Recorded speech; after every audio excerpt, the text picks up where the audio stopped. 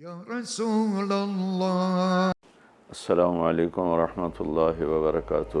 بسم اللہ الرحمن الرحیم. والصلاة والسلام علی رسول الکریم وعلی آلہ وأہلہ وأجمعین. معزز سامعین، میرے محترم بھائی بہن، دوست احباب، بچے بچیاں، تمام اہل ایمان کو میری طرف سے سلام ہو. ہمارا نیا سال تو ہجری کے اعتبار سے ہوتا ہے تو وہ محرم، ہر آنے والا سال ہماری زندگی کا بہت بڑا حصہ ہم سے چھین کے لے جاتا ہے اور ہم بے بس ہو کر اسے دیکھتے ہی رہ جاتے ہیں. دنیا کی ہر چیز پر ہم نے اپنے پہرے بٹھائے ہوئے ہیں، لیکن وقت اور زندگی جو سب سے قیمتی سرمایہ ہے، روزانہ ہم سے گردش دوران، سورج اور چاند کی گردش، دن اور رات کا ہیر اور پھیر، کہ ہماری زندگی ہم سے چراتا چلا جاتا ہے. اللہ کا غیبی نظام ہماری زندگی سے ٹائم کو، وقت کو گھٹاتا چلا جاتا ہے، یہاں تک کہ ہر آنے والی وہ موت کو گلے لگا کر اللہ کے پاس پہنچ جاتا ہے. تو نئے سال کے حوالے سے دو باتیں کرنی تھی. واقعہ کربلا کے حوالے سے تو میرے کلپ کافی چل رہے ہیں.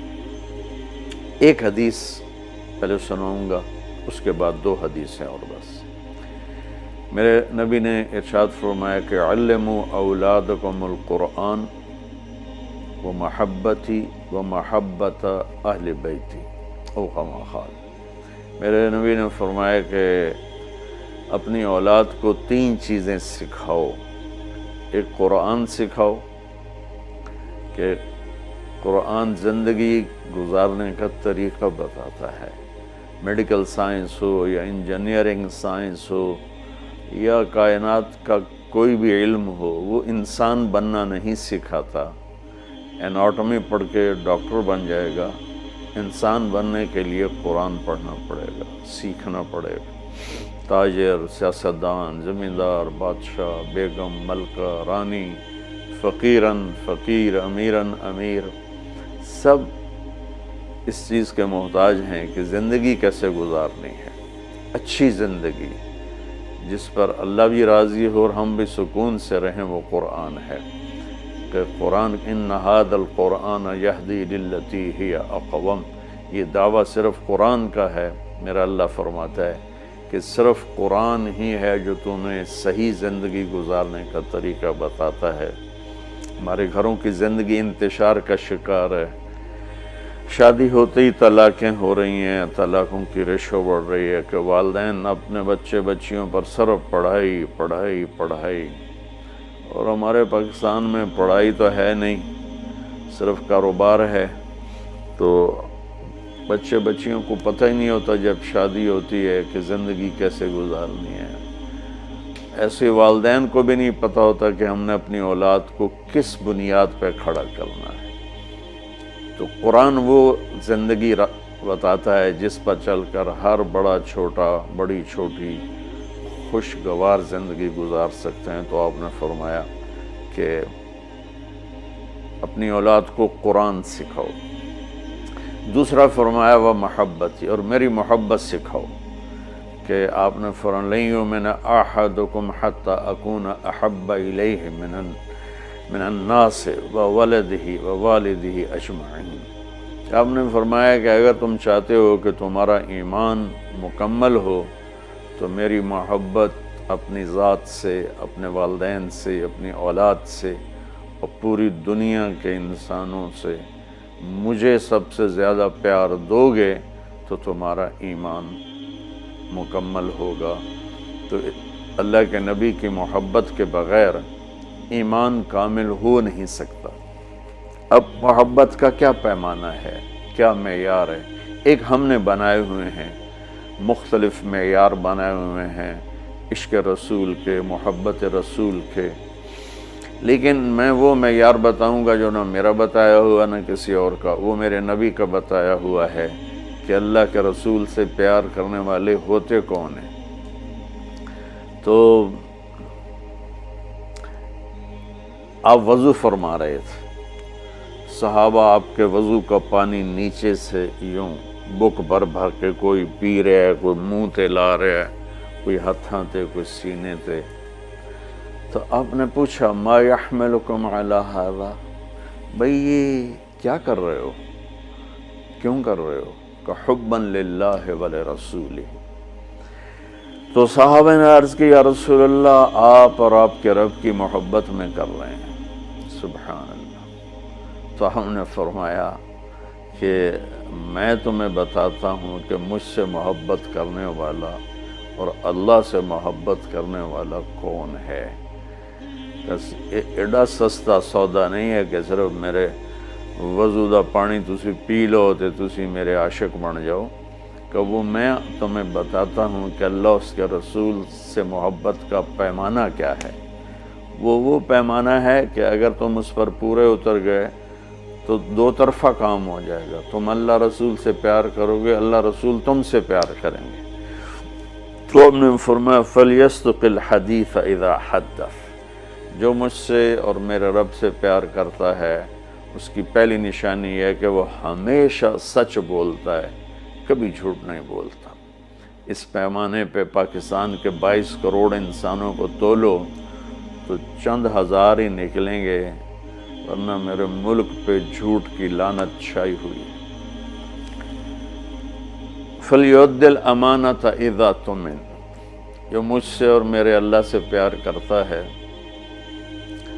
وہ کبھی کسی کو دھوکہ نہیں دیتا، ہمیشہ دیانتداری سے کام کرتا ہے، دیانتداری سے ہر ڈیل کرتا ہے۔ اس پر تولیں تو پورے پاکستان کے بازار، تجارت، سیاست، ذمہ دارہ، لین دین دھوکہ ہی دھوکہ ہے، فراڈ ہی فراڈ ہے۔ اس میں بھی چند سو ہی نکلیں گے جن کو اللہ رسول کے محبت کی گارنٹی ملے گی۔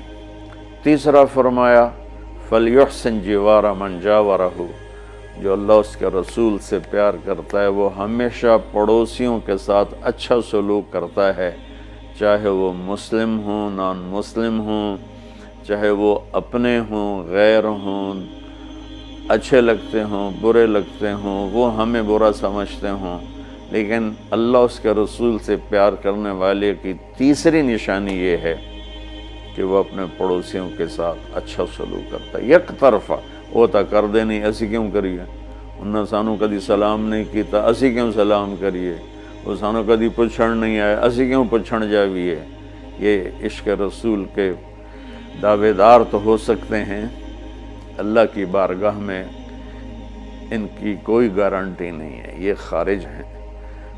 یہ بھی ہمارا سارا معاشرہ میں دیکھتا ہوں تو انتقامی معاشرہ ہے۔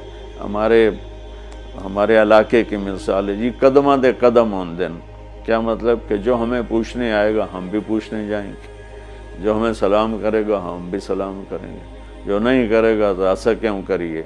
یہ میرے ملک کے اخلاق یہ ہیں، اور میرے نبی فرما رہے ہیں کہ مجھ سے محبت کی تیسری نشانی یہ ہے کہ وہ یک طرفہ ہو کر اپنے پڑوسیوں کے ساتھ اچھا سلوک کرتا ہے۔ تو اس حوالے سے نیا سال شروع ہو رہا ہے، ہم قرآن سیکھیں، اللہ کے نبی کی محبت سیکھیں۔ تیسری چیز فرمائی وَمَحَبَّةَ أَهْلِ بَيْتِ، اور اپنی اولاد کو میرے اہل بیت کی محبت سکھاؤ۔ سبحان اللہ، اس کے بغیر نہ ایمان مکمل ہے، نہ زندگی مکمل ہے، نہ راستہ طے ہوگا۔ کہ آپ نے فرمایا غدیر خم کے موقع پر جب آپ حج سے واپس تشریف لا رہے تھے کہ میں تم میں دو بڑی بھاری چیزیں چھوڑ کے جا رہا ہوں، اگر ان کو مضبوطی سے پکڑ کے رکھو گے تو کبھی گمراہ نہیں ہوگے اور مجھ سے عامل ہوگے۔ خلاصہ کے طور پر ایک میری کتاب اور ایک میرے اہل بیت۔ تو ہم نے قرآن کے ساتھ بھی ناانصافی کی ہے اور اہل بیت کے ساتھ بھی ناانصافی کی ہے۔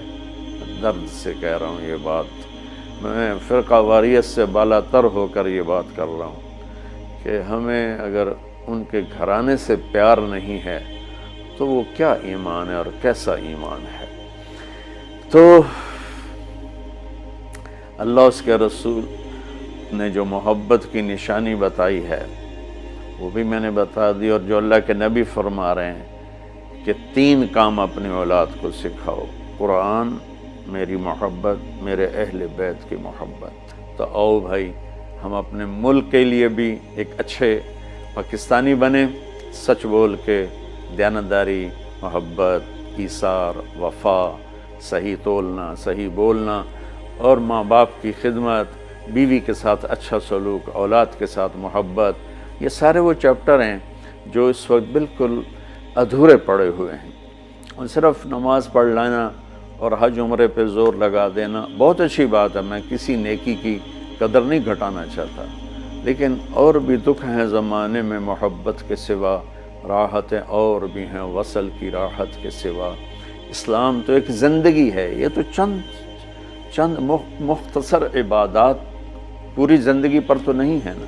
اس لیے میری فریاد سنو اللہ کے واسطے، علماء سے بھی کہتا ہوں، خطیبوں سے بھی کہتا ہوں، اپنا مسلک پیش نہ کرو، اسلام پیش کرو۔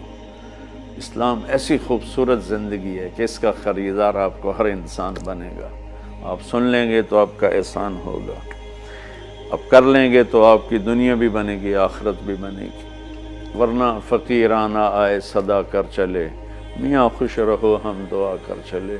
وہ جو گیت تم نے سنا نہیں، میری عمر بھر کا ریاض تھا، میرے درد کی تھی وہ داستاں جسے تم ہنسی میں اڑا گئے۔ السلام علیکم ورحمۃ اللہ وبرکاتہ۔